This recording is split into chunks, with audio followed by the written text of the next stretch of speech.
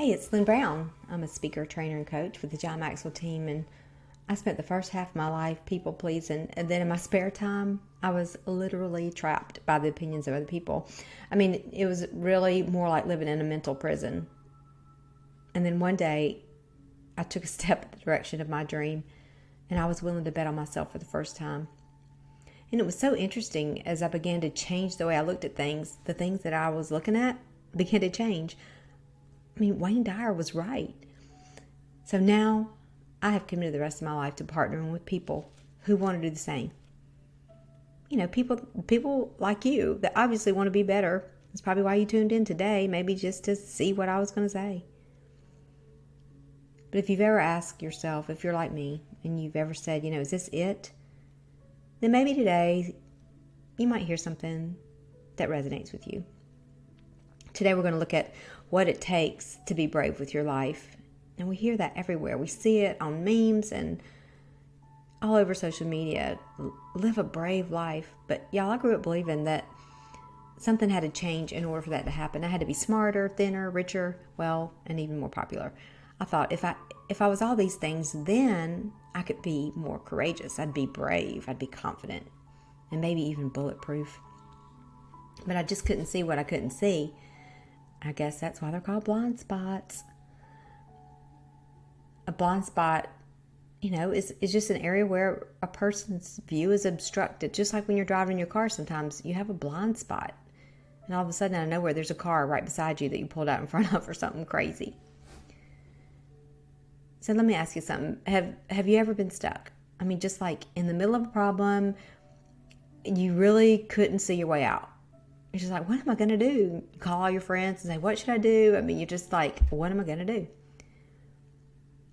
Well, the day I discovered my story, the story that I had created all of my life, I was just adding chapters to the story. It was holding me back. But when I began to look at that story, that's when things really started changing for me. Honestly, since age 12, 8th grade, I believed I was dumb and stupid because I had made a 0 on a math test. Everybody in the class found out about it. Everybody laughed, made up a little song, the whole 9 yards. But I believed that lie. I believed that story. So I didn't study because I realized it wouldn't do any good. Why would you study if you were dumb? So I just soon discovered that I had to get my attention other ways, and I did. I was the class clown for 4 years, and even in college, some for that matter. But I got in trouble a lot. I got in trouble at school and home, and it kind of followed me around. I found evidence of this everywhere. And even though the evidence and the behavior was driven by one thing and one thing only, I didn't understand what that was. I had no clue that my belief was driving my behavior. And interestingly enough, these learning models started showing up in every area of my life. And what I didn't know then that I know now is that you really can't be stuck in just one area of your life. If you're stuck in one area, it's going to overflow. The restriction is going to overflow in other areas. And it's going to show up all over the place.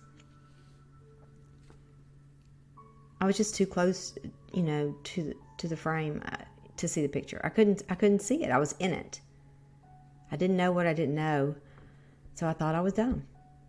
That's all I knew. I started piano lessons in 3rd grade, and of course I didn't practice because I didn't think I'd get any better. In my brain, I thought the left hand was harder to learn, so I never learned how to play the left hand. I can remember memorizing my recital piece the night before the recital. Finally, after 3 torturous years, I convinced my parents to let me quit. Yet another learning model. I can remember selling Christmas cards. I was so good at it, and I was able to buy a guitar with what the money I made selling Christmas cards. And I took a few lessons, and it got hard, and I quit. Now, my older sister, was able to take art lessons, but I was the one that was not creative. She was creative. I was not. So I began to believe that I was not creative. So I never drew or painted or anything like that until about a year ago. I bought some paints. And it was amazing what began to happen. I later found out that that was just simply not true, that we're all creative. Now, before you start thinking I'm a quitter, hold on just and listen. Because somehow through it all, I developed this gritty, persistent attitude.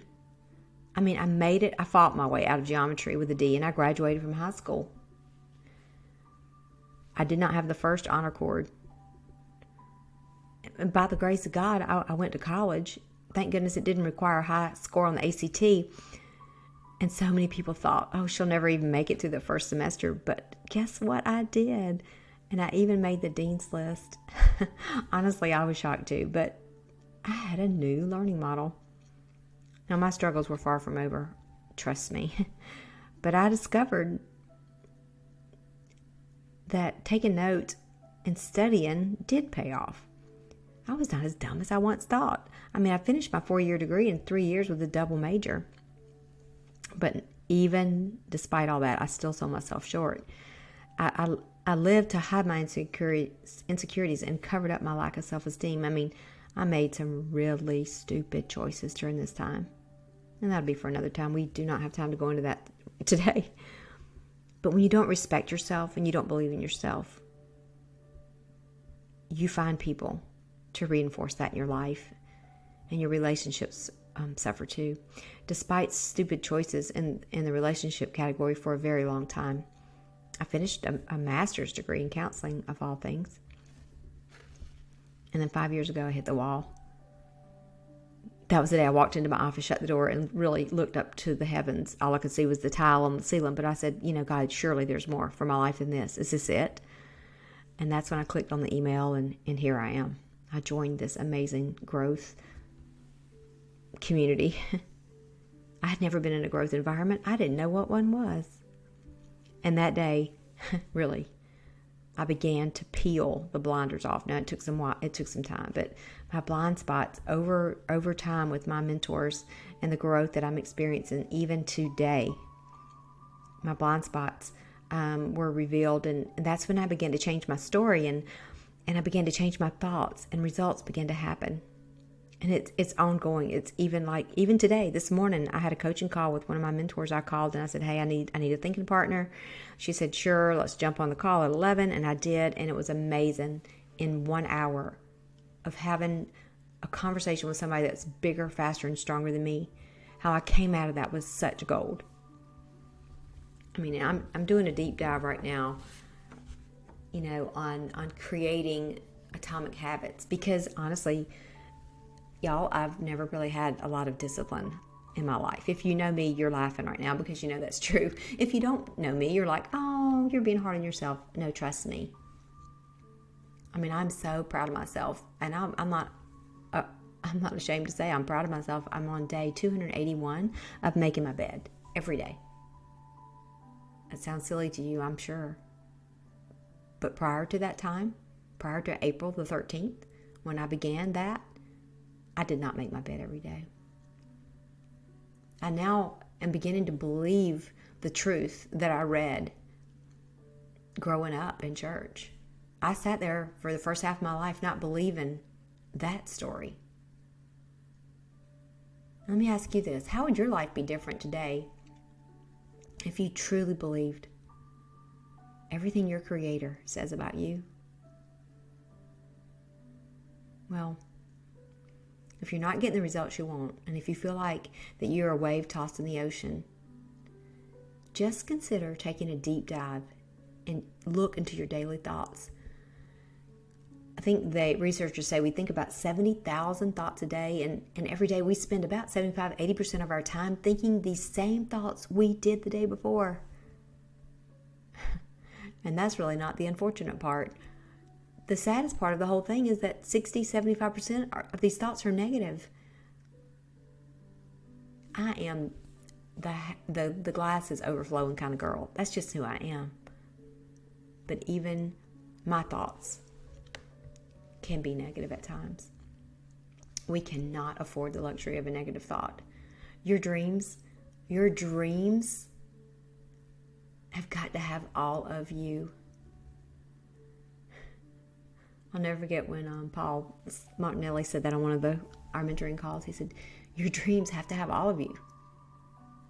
So I'm just going to throw this out to you and let you know that my coaching partnerships are open now. I don't know if you've ever considered the thought of having a coach. Honestly, 5 years ago, I didn't even know what that was. But if you're ready to better yourself and you want to get different results in your life, just give me a call, contact me, reach out. You can email me and we can connect, or reach out on social media. But it's Lynn, Lynne, at lynnbrown.net, N-E-T. That's Lynn, Lynne, at lynnbrown.net. Y'all, the best is yet to be. You were created to do, be, and have more.